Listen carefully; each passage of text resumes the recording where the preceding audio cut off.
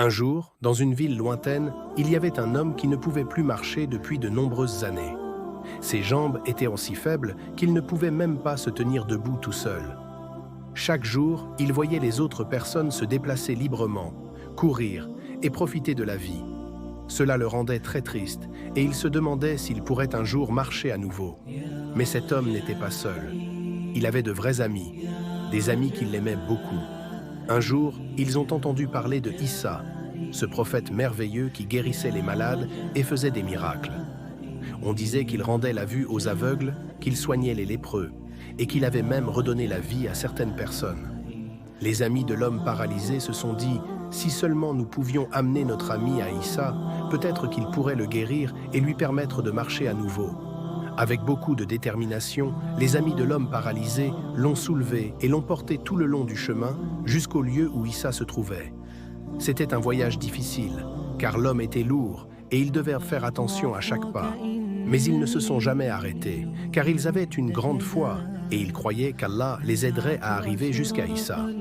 Quand ils sont enfin arrivés, ils ont vu Issa entouré de nombreuses personnes.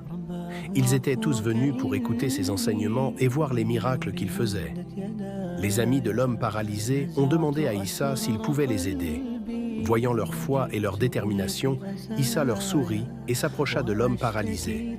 Il posa sa main sur lui et lui dit avec douceur « Lève-toi, prends ton lit et marche ».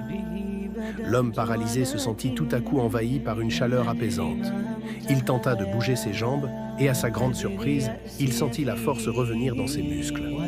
Avec un peu d'hésitation, il essaya de se lever et soudain, il se tenait debout, comme par miracle.